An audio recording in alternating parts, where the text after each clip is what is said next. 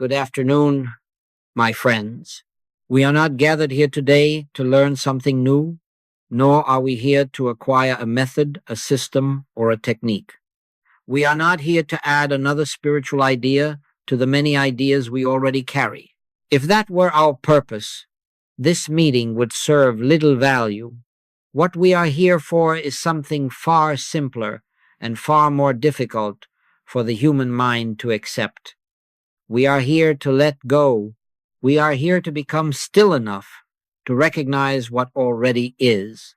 Most of you who have found your way here have already prayed. You have already sought healing.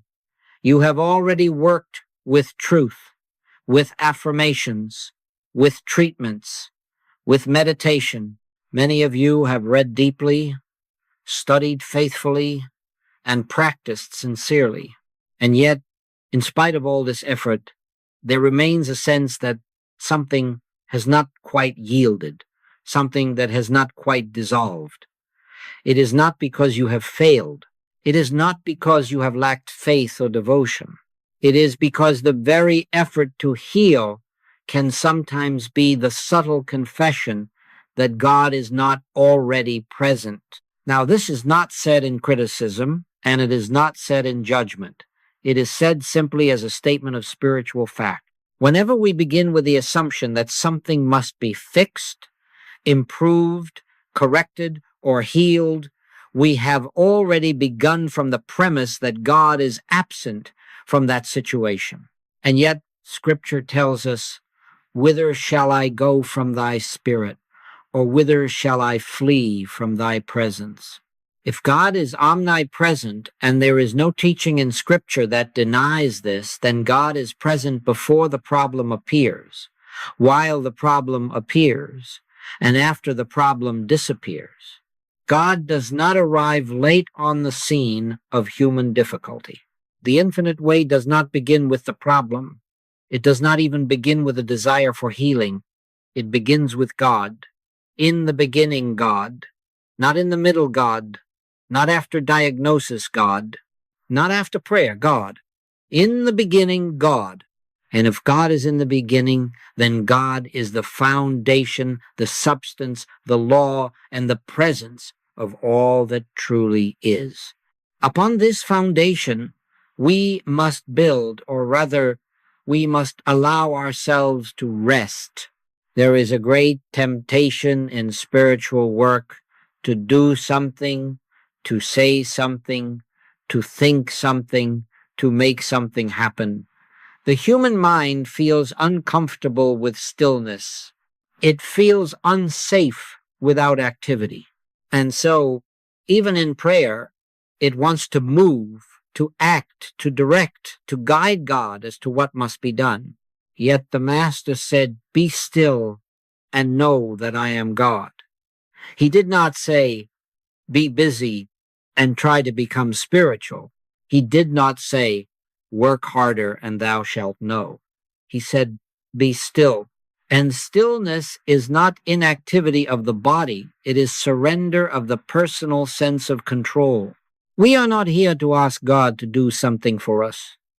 God is not a distant power waiting for instruction. God is the very life of your being.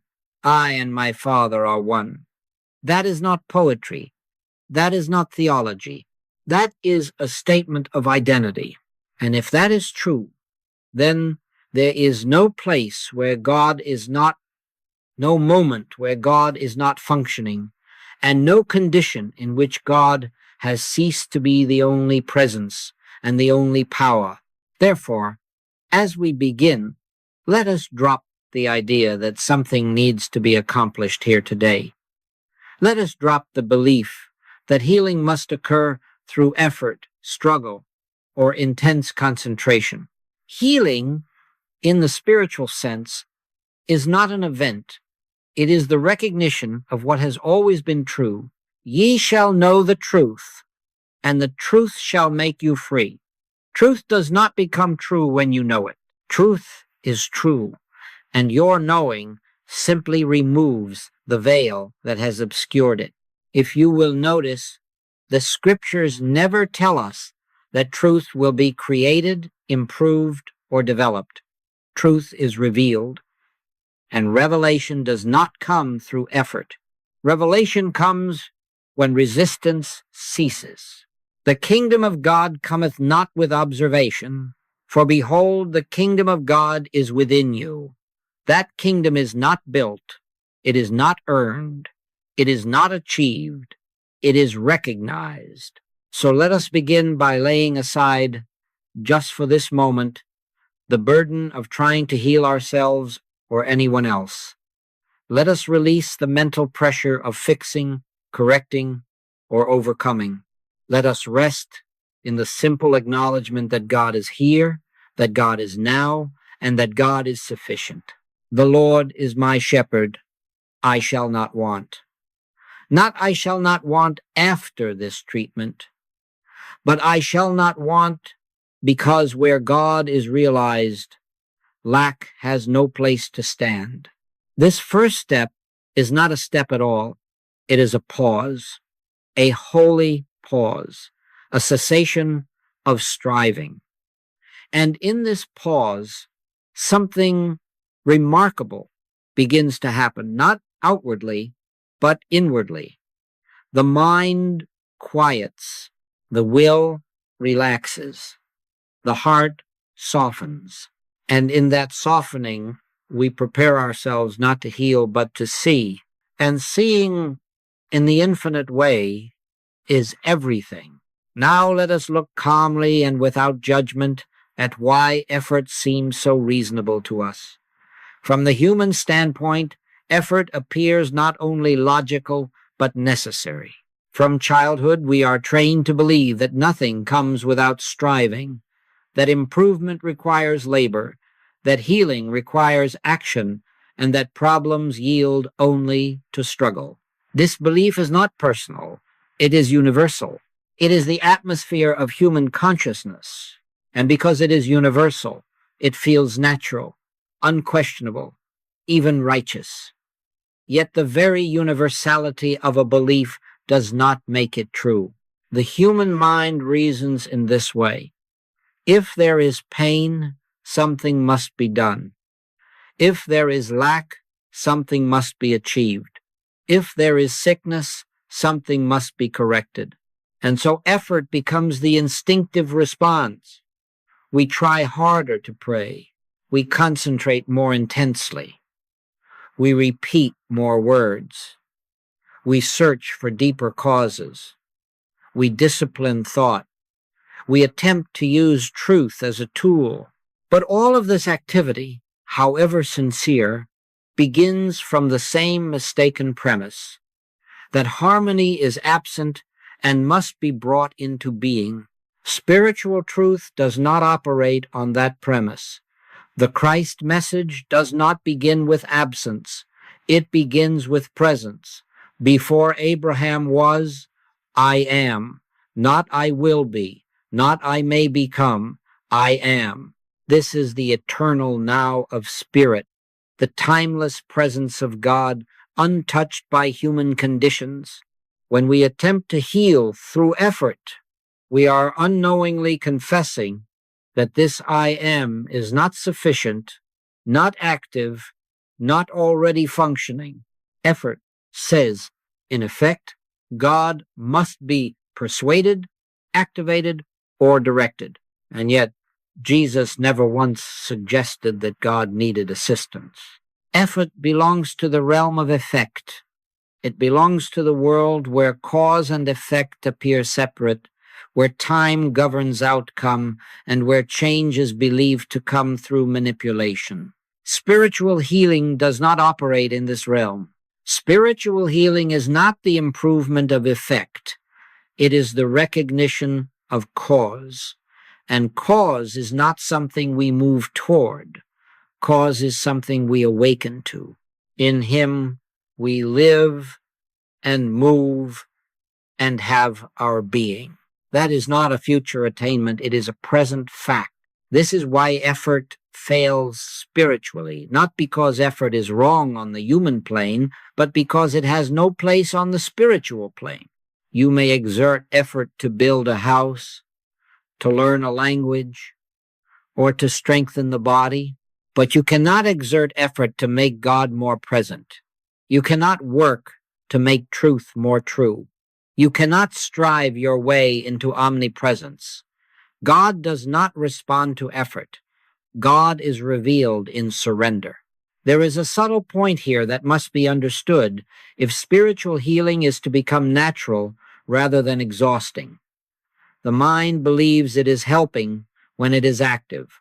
Silence feels unproductive. Stillness feels like doing nothing. And yet the Master withdrew into the wilderness, not to plan, not to speak, not to heal, but to be. He did not overcome temptation by effort. He overcame it by recognition. Get thee behind me, Satan, was not a struggle. It was a refusal to accept an illusion of power apart from God. When we strive to heal, we are still dealing with appearances. We are still trying to rearrange the furniture in the dream. We are still assuming that something is wrong in God's creation and that our task is to correct it. But the infinite way reveals something altogether different, that harmony is not produced, it is uncovered. Health is not created, it is revealed. Peace is not achieved, it is recognized. The light shineth in darkness, and the darkness comprehended it not. Darkness is not removed by effort.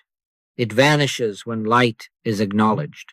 This is why spiritual healing never begins with the question, what must I do? It begins with the question, what is true? And the moment that question is honestly faced, effort naturally dissolves. For if God is infinite, where can discord be?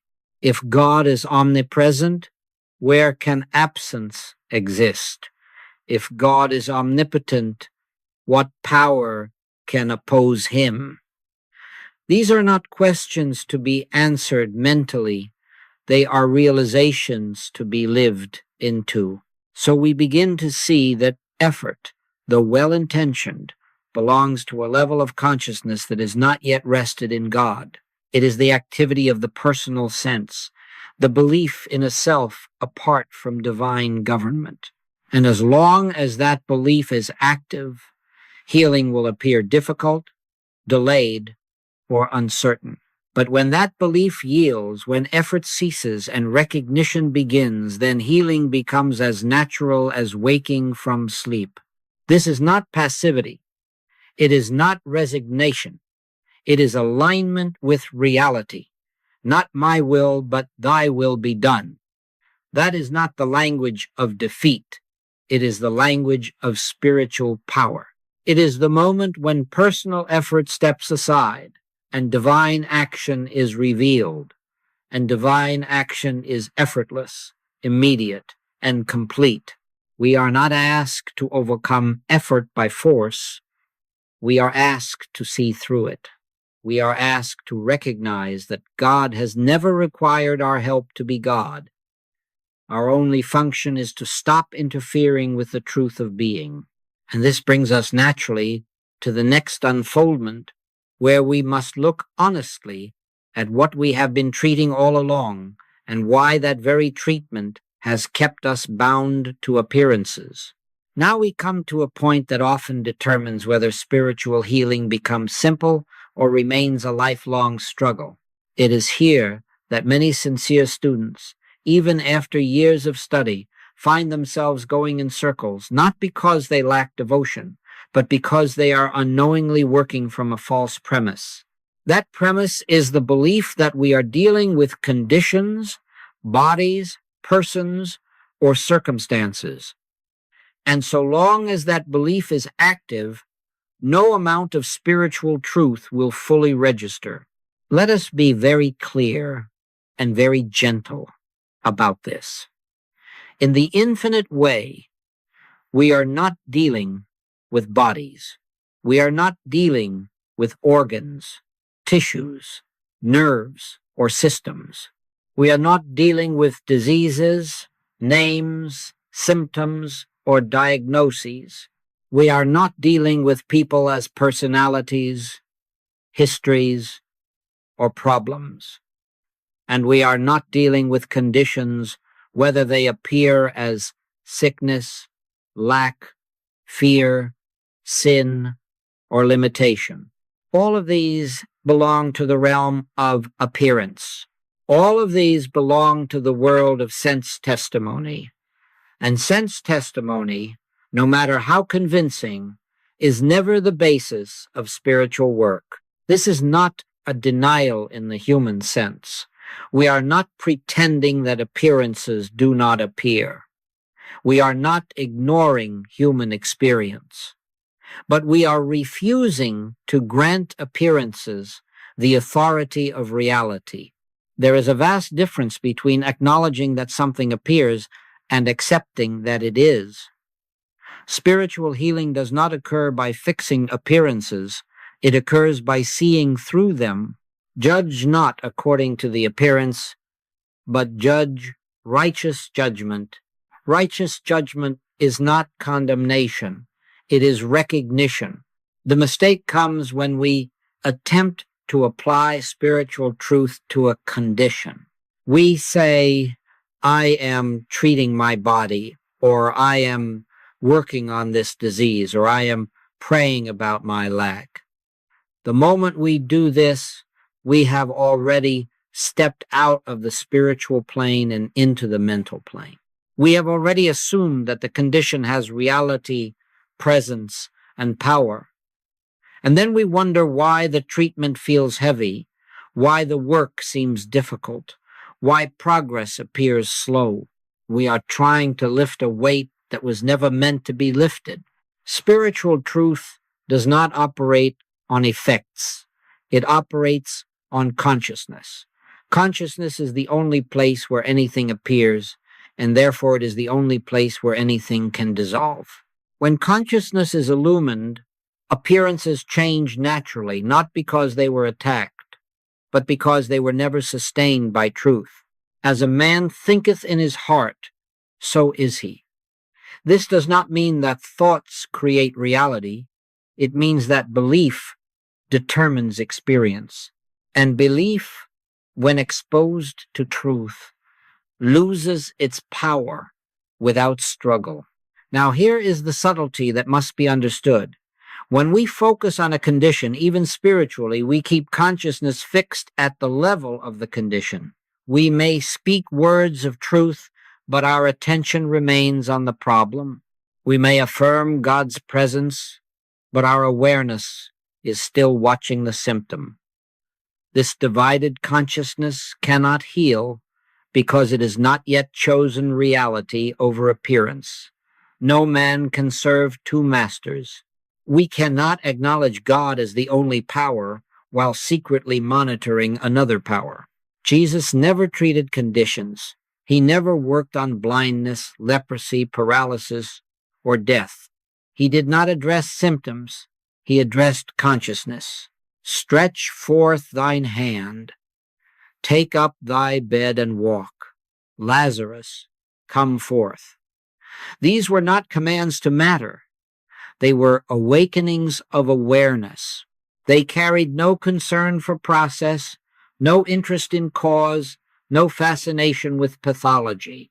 They rested entirely on one recognition, that God is, and that nothing unlike God has law, substance, or authority. We must understand this deeply if we are to be free from endless spiritual labor. The moment we stop treating conditions, we stop reinforcing them. The moment we withdraw attention from appearances, they begin to lose their hold. This is why the Infinite Way insists that treatment begins with turning away, not away from God, but away from the problem. Looking unto Jesus, not looking unto the body, the bank account, the relationship, or the diagnosis. What we behold, we empower. What we withdraw from, we disarm. This does not mean that we ignore human needs or become indifferent to suffering. On the contrary, it is the highest form of compassion. To see a person as sick is not compassion. It is agreement with the illusion. To see a person as poor is not kindness. It is consent to limitation. True love sees as God sees. Call no man your father upon the earth. In other words, do not identify anyone by human origin, human condition, or human history. Know them only as the child of God.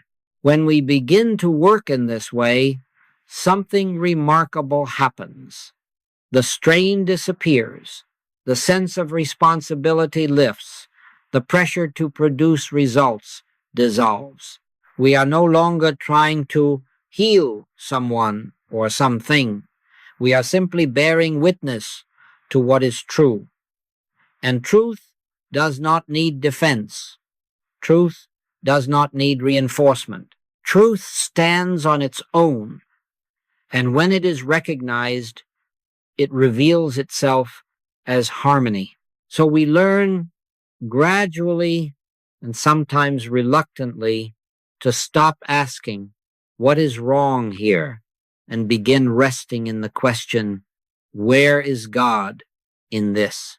And when that question is sincerely asked, not mentally, but inwardly, the answer comes, not in words, but in peace. And peace is always the sign that consciousness has shifted from appearance to reality. This brings us naturally to the next unfoldment, where we must understand more clearly what these appearances actually are and why they have seemed so convincing for so long. Now, having laid aside the belief that we are dealing with conditions, we are ready to see more clearly what these appearances actually are. This is one of the most liberating revelations of the infinite way, and yet one of the most difficult for the human mind to accept, because it removes fear at its root. Disease, lack, fear, and discord are not realities to be overcome. They are hypnotic suggestions to be recognized and dismissed. And until this is understood, spiritual healing will seem mysterious, inconsistent, or reserved for a few. When we use the word hypnotism, we are not speaking of imagination, nor are we speaking of deception in the human sense. We are speaking of a universal belief, accepted unconsciously, that there exists a power apart from God. This belief is not personal. It is not your belief or my belief. It is the atmosphere of human thought, the world belief, that the Master referred to when he said, I have overcome the world. He did not overcome people nor conditions. He overcame this universal mesmerism that claims reality for appearances. Hypnotism works only through consent. It has no power of its own. A suggestion is powerless unless it is accepted. And yet the acceptance is often so automatic, so habitual, that we do not even recognize it as acceptance. We see a symptom, hear a diagnosis, read a statistic, feel a sensation, and immediately consciousness says, this is real. This has power. This must be dealt with. That moment is the moment of consent. That moment is the moment when hypnotism takes hold. Scripture gives us a profound clue to this when it says, as he thinketh in his heart, so is he. It does not say that thought creates reality. It says that belief governs experience. There is a vast difference. God alone creates. Man does not create disease, health, lack, or abundance. But man does experience what he consents to believe, and belief, when exposed to spiritual truth, collapses of its own nothingness. The Master never treated disease as an entity. He never spoke of it as having cause, law, or duration. He never asked how long it had been there, how severe it was, or what name it bore. He did not dignify appearances with investigation. Instead, He addressed the false sense of life that believed in separation from God. Why are ye fearful, O ye of little faith? Fear, not disease, was the enemy. Fear was the acceptance of another power. When Jesus said, "Resist not evil," he was not teaching passivity. He was revealing the nature of evil itself. Evil has no power except the power we give it by resistance. To fight it is to acknowledge it. To fear it is to enthrone it. But to recognize it as illusion is to dissolve it. Light does not battle darkness. Darkness disappears in the presence of light. In the same way, hypnotic belief does not yield to struggle, it yields to recognition. Now, this applies equally to what the world calls physical disease, emotional disorder, financial lack, or personal failure. The form does not matter. Hypnotism always presents itself as something specific, something personal, something urgent.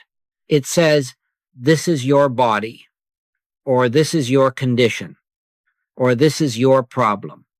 And the infinite way answers calmly, firmly, and finally. This is not a person. This is not a condition. This is not a power. This is a suggestion. Once this is understood, fear begins to loosen its grip. We no longer feel compelled to rush into action. We no longer feel obligated to fix or manage appearances. We begin to see that the real work is not outward but inward, not in changing things, but in withdrawing belief. Stand ye still and see the salvation of the Lord. Standing still is not inactivity. It is the refusal to react. This is why spiritual healing often begins the moment fear stops. Fear is the evidence that hypnotism has been accepted. Peace is the evidence that it has been broken. Peace does not come from improvement of conditions. Peace comes from recognition of reality. And reality is God, infinite, omnipresent, omnipotent, indivisible. When we understand this, healing no longer feels like a struggle against forces. It becomes a gentle awakening. The mind relaxes. The heart opens. The sense of personal burden lifts. We are no longer trying to save ourselves from something. We are awakening to what has always been true. Perfect love casteth out fear. Love does not argue with fear, it displaces it. And so we learn, little by little, to meet every appearance, no matter how aggressive, with the same inner response. This is not a power, this is not a law, this is not a reality in God's universe. And we do not say this as a formula. We do not repeat it as a mantra. We recognize it as truth. And in that recognition, the suggestion loses its authority. This brings us to the next unfoldment, which is the practical heart of infinite way treatment. The moment when we consciously withdraw belief and stand in the recognition of God alone. Now we come to a moment in this unfoldment that is both simple and decisive. It is a moment that does not require preparation, ritual, or long study, yet it changes the entire direction of spiritual work. This is the moment of withdrawal, the moment when consciousness quietly, firmly, and without argument turns away from appearance and rests in truth. It is here that most of the work is done, and it is here that many fail, not because it is difficult, but because it appears too simple. Withdrawal does not mean denial in the human sense. It does not mean closing one's eyes to what seems to be happening. It does not mean pretending that symptoms are not present or that challenges are not appearing. Withdrawal means something very specific in the infinite way. It means withdrawing belief, It means withdrawing consent. It means refusing to grant reality, power, or law to that which is unlike God. When a claim presents itself, whether as disease, fear, lack, or discord, the natural human impulse is to move toward it mentally. We analyze it, we name it, we measure it, we watch it, we wonder how long it will last and what must be done about it. All of this is movement toward the appearance. All of this is participation in the hypnotic suggestion. The infinite way reverses this movement. It teaches us to stop, to pause, and inwardly to say, with quiet authority, this is not a person, this is not a condition, this is not a power. Notice that we do not say, this will get better, or this must go away. Those statements still assume reality. We do not say, God will fix this. That assumes God is absent. We say simply, this is not. And we say it not as a mental declaration, but as a recognition. It is the same recognition one has upon waking from a dream. When you awaken, you do not struggle with the dream or try to improve it. You recognize that it was never real. This single act of withdrawal accomplishes far more than hours of mental treatment. It removes the fuel from the fire. It breaks the agreement that keeps the appearance active. It is for this reason that I have said so often that more than half of the healing work is completed when we realize that we are not dealing with a person or a condition. We are dealing with a belief, and belief has no power when it is not accepted. This is not an aggressive act. It is not a battle. There is no sense of force in it. It is a gentle but final turning away. Get thee behind me. That was not spoken in fear or anger. It was spoken in clarity. The master did not wrestle with temptation. He dismissed it. He did not negotiate with error. He recognized it as nothingness. And that same Christ consciousness is available to us not as a historical memory, but as a present activity within. When you withdraw belief in this way, you may notice an immediate sense of relief, or you may notice nothing at all. Do not measure the result. Measurement is another form of return to appearance. The withdrawal itself is the act. The rest belongs to God. The battle is not yours, but God's. And God does not battle. God reveals. You must be faithful at this point and not allow thought to wander back to the body, the condition, or the person. The temptation will come. The suggestion will return and say, but look, nothing has changed, or the pain is still there, or the problem remains. That is the moment when you stand still. That is the moment when you do not argue, explain, or react. You simply remain in the recognition that you are not dealing with reality, but with a suggestion that has already been denied admission. It is important to understand that withdrawal is not something you do once and then forget. It is a state of consciousness to be maintained, not maintained through tension, but through awareness. If the claim returns, you do not become discouraged. You do not blame yourself. You simply repeat the same inward recognition, calmly and impersonally. This is not stubbornness. It is faith. Faith is not belief in a future outcome. Faith is steadfastness in present truth. As this practice becomes natural, you will find that you are no longer fascinated by appearances. You no longer feel compelled to tell the story, to explain the symptoms, or to rehearse the difficulty.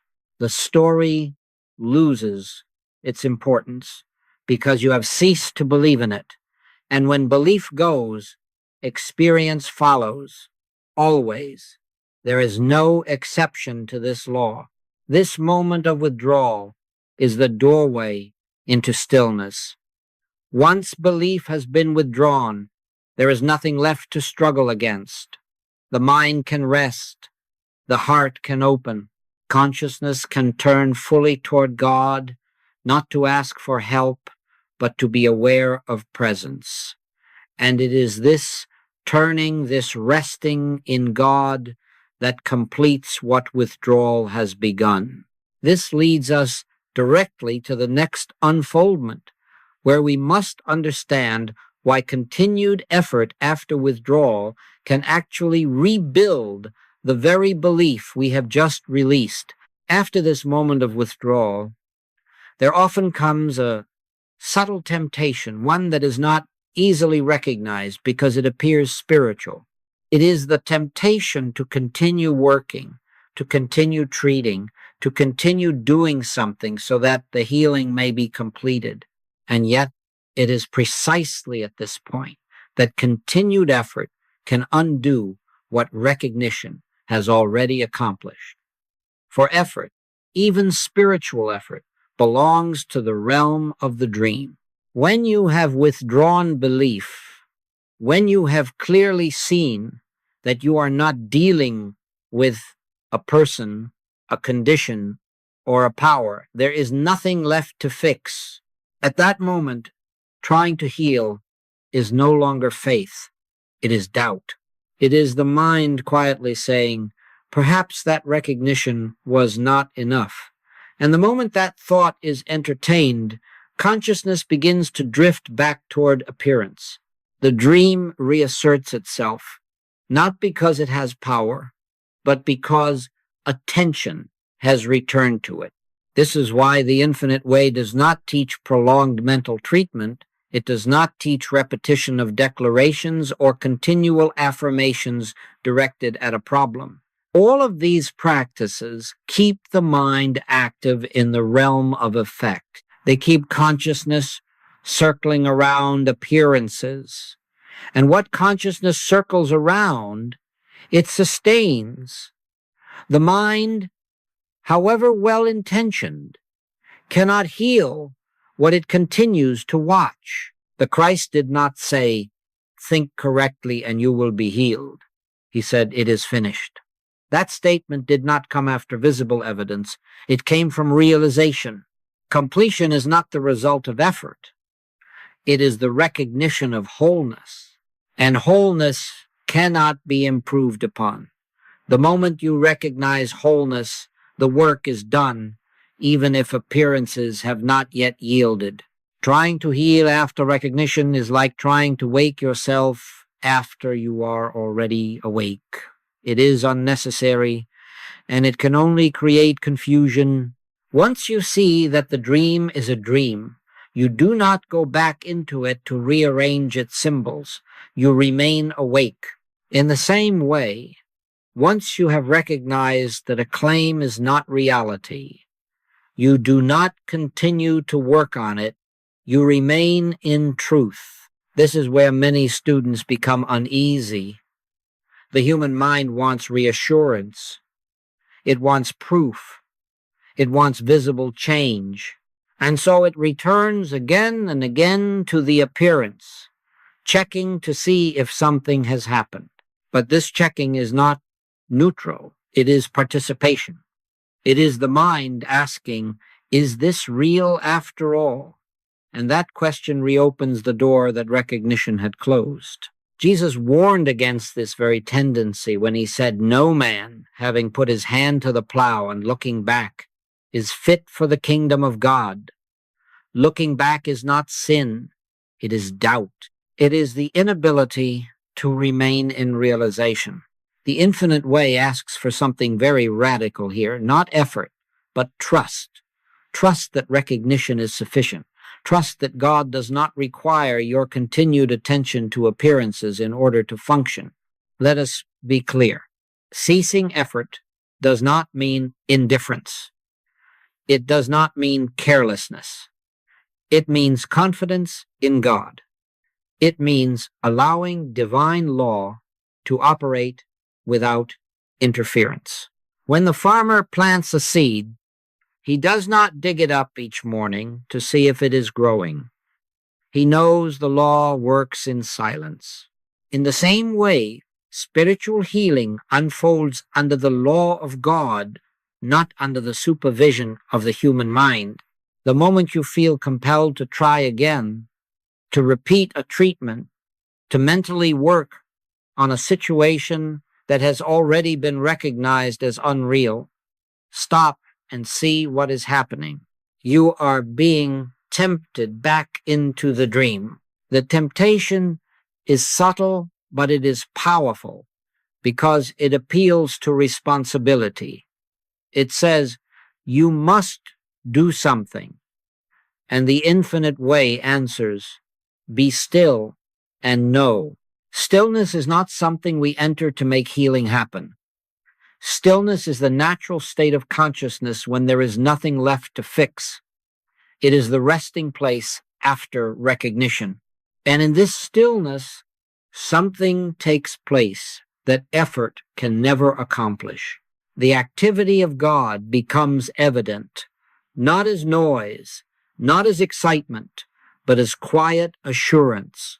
It is here that we learn the difference between doing and being. Doing belongs to the personal sense. Being belongs to the Christ. I live, yet not I, but Christ liveth in me. That is not poetry. It is instruction. It tells us exactly when to stop. When I am doing, the work is human. When I have ceased, the work is divine. So we do not try to heal. We do not try to maintain healing. We do not try to protect healing. We rest in the truth that God is the only healer and that God's work is complete. If thought wanders, we gently return not to the problem, but to God, not to effort, but to awareness, not to fear, but to peace.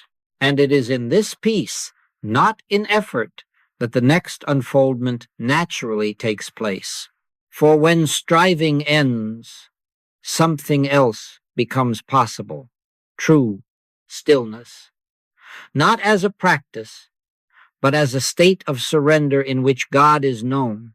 Now we arrive at stillness, not as the human mind commonly understands it, but as it is revealed in the spiritual life. Stillness in the infinite way is not something we practice in order to gain a result. It is not a method we employ to bring about healing. Stillness is what naturally remains when effort has ceased and belief in appearances has been withdrawn. It is not something we enter. It is something that is revealed when there is nothing left to do. Many students misunderstand stillness because they approach it mentally. They try to quiet thought. They try to stop thinking. They try to hold the mind in silence. And this very trying is effort. This very effort is another form of doing. Stillness is not the absence of thought achieved through discipline. It is the absence of resistance achieved through surrender. When there is no longer a problem to solve, thought becomes quiet by itself. Stillness is the Sabbath of consciousness. It is the resting from labor, not physical labor, but mental and spiritual labor. On the seventh day, God rested. This does not mean that God became inactive. It means that creation was complete. And when creation is complete, there is nothing to fix, nothing to improve, nothing to correct. Stillness is the recognition that God's work is finished and that we are living within that finished work. This is why the Master could say, "Take no thought for your life." He was not teaching carelessness. He was revealing a higher order of living. Taking thought implies responsibility for outcome. Stillness releases that responsibility. Stillness says, the Father within doeth the works. And if the Father is doing the work, what remains for the personal sense to do? Nothing except to consent. True stillness is consent. It is the yielding of the personal will. It is the quiet acceptance that God is present, active, and sufficient. It is not passive waiting. It is alert awareness. It is not blankness. It is receptivity. It is not unconsciousness. It is heightened spiritual consciousness. In quietness and in confidence shall be your strength, not in effort, not in anxiety, in quietness. When stillness is real, you will know it not by emotion, not by sensation, but by peace. Peace is always the sign that consciousness has aligned with truth. Peace does not come because something has been fixed. Peace comes because something has been recognized. And where peace is, healing is already present, even if it has not yet appeared outwardly. This is the point at which many students become impatient. They want stillness to produce something. They want it to demonstrate quickly. But stillness is not a means to an end. Stillness is an end in itself. It is communion with God. And communion is never hurried. Communion does not ask, has anything happened yet? Communion rests in being. You may find that in this stillness there comes a sense of presence, or a warmth, or a gentle assurance, or you may find nothing at all. Do not evaluate. Evaluation returns you to the mind. The stillness is not judged by experience. Experience is corrected by stillness. The work is not to feel something. The work is to be still enough for God to be known. Elijah did not find God in the wind, the earthquake, or the fire. He found God in the still small voice. And that voice was not dramatic. It did not shout. It did not argue. It did not explain. It simply was. And in that presence, all doubt vanished. This is the stillness to which the infinite way points, not as a technique, but as a state of surrender. As this surrender deepens, something begins to happen without effort. Assurance replaces anxiety.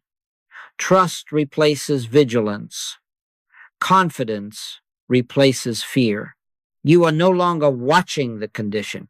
You are resting in God. And this resting is not inactivity. It is alignment. It is the alignment of human consciousness with divine reality.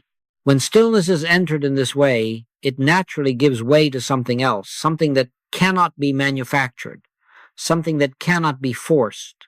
It gives way to an inner knowing, an assurance that the matter is settled. This is not suggestion. It is revelation. And it is this revelation that completes the healing work. This brings us to the next unfoldment, where we must understand the nature of this inner assurance, what it is not, and why it alone heals.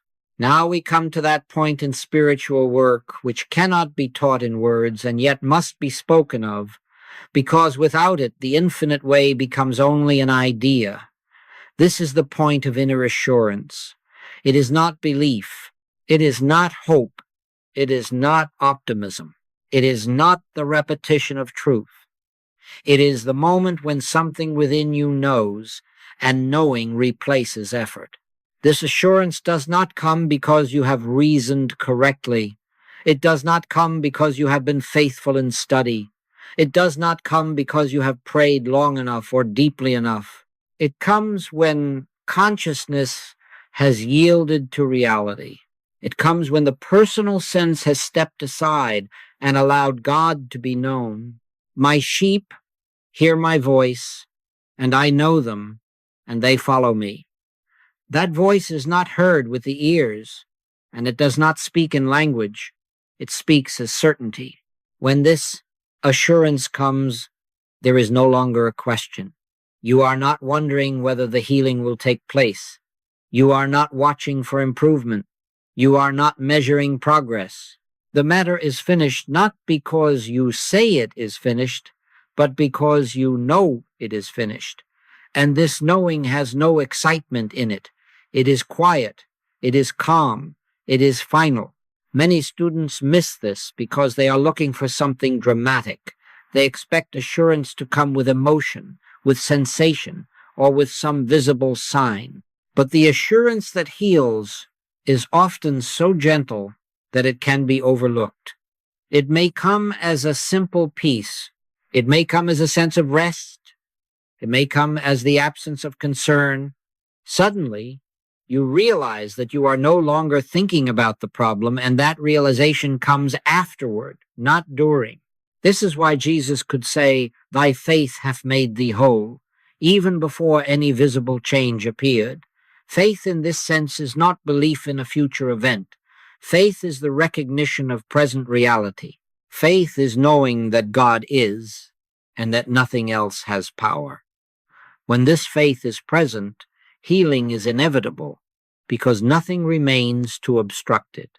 The inner assurance is the evidence that consciousness has shifted from effect to cause. You are no longer dealing with what appears. You are resting in what is. And what is God. He that dwelleth in the secret place of the Most High shall abide under the shadow of the Almighty. Dwelling is not visiting. Dwelling is remaining. And when you remain in this assurance, there is nothing left to do. At this point, it is important to understand that assurance does not mean perfection of human behavior or absence of future challenges. It means that in this moment, the claim that presented itself has lost its authority. The hypnotic suggestion has been broken. Consciousness has been freed. And when consciousness is free, the body, the affairs, and the circumstances must follow, because they are but shadows on the screen of awareness. Do not attempt to hold on to assurance. Holding is effort. Assurance holds you. It carries itself. If you attempt to recreate it, you will return to the mind. If you attempt to prolong it, you will reintroduce willpower. Let assurance be what it is, the natural outcome of surrender. When it fades, you do not mourn its passing. You simply return again to stillness, to recognition, to God. There is a great temptation at this point to rush out and tell others, to explain what has happened, to share the experience. This, too, can dissipate the work. The Master warned us, "Go thy way and tell no man." Healing is sealed in silence. The more quietly it is held, the more completely it unfolds. Words belong to the mind. Assurance belongs to spirit. And now we must understand something that often troubles students. Why, after assurance has come, appearances sometimes linger? Why does the body not immediately conform? Why does the situation not instantly resolve? This does not mean that the work has failed. It means only that belief dissolves before appearance changes. Consciousness leads. Form follows. Always. Which brings us naturally to the next unfoldment, how to remain at peace when appearances do not immediately agree with what has been realized, and why this peace is itself the final proof of healing. At this stage of spiritual unfoldment, many students encounter what appears to be a contradiction. They have had the inner assurance. They have known peace. They have felt the release. And yet, The body may still show a symptom, or the circumstance may still appear unchanged. This is the moment when understanding must deepen, or the student will fall back into effort. You must remember this. Healing takes place in consciousness first, always. The outer picture is never the cause, it is always the effect. Therefore, when consciousness has been lifted, enlightened, freed, the work is done, even if the evidence has not yet caught up. The mistake is to return to the evidence and use it as a measure of truth. That is judging after appearances, and the Master warned us against this. Jesus never waited for symptoms to disappear before declaring healing complete. He said, "Go thy way," while the leper still stood there. He said, "Rise, take up thy bed," while the man still lay upon it. The command was not directed at matter. It was directed at belief, and belief yielded when authority was withdrawn from appearance and restored to God. When symptoms linger, they do so only because consciousness is adjusting to a higher recognition. The shadow does not vanish instantly when the light is turned on. It fades as the light fills the room. Do not fight the shadow. Do not analyze it. Do not fear it. Simply do not grant it meaning. Meaning is power, and you are no longer giving power to appearances. At this point, the most important practice is non-interference. You do not retreat. You do not re-argue. You do not go back to denial or affirmation. You remain in the quiet, knowing that God is present and that God's work is finished. Stand still and see the salvation of the Lord. Standing still is the highest form of faith. If fear attempts to reassert itself, recognize it for what it is, not your fear, but a universal suggestion. It is the old mesmerism attempting to reclaim attention. Do not personalize it. Do not resist it. Simply return to the recognition. This has nothing to do with me. God is. And that recognition dissolves fear without struggle. Now we come to the point where spiritual healing merges into spiritual living. Healing as a separate activity begins to fade because life itself becomes the prayer. You are no longer going to God for help. You are living in God as help. This is the transition from demonstration to grace. In this stage, you are not constantly checking yourself. You are not asking, "Am I still healed?" You are not monitoring your consciousness. You are simply living from the awareness that God is the source, substance, and activity of your being. This is what it means to pray without ceasing. The infinite way does not ask you to withdraw from life. It asks you to withdraw dependence on life as a material process. You still work, you still serve, you still love, but you do so without personal strain. You are no longer the doer, you are the witness. I live, yet not I, but Christ liveth in me. This is why spiritual living must replace spiritual effort. Effort belongs to the belief that something is lacking. Living from realization acknowledges that nothing is missing. When temptation comes, whether in the form of fear, ambition, resentment, or desire, you do not battle it.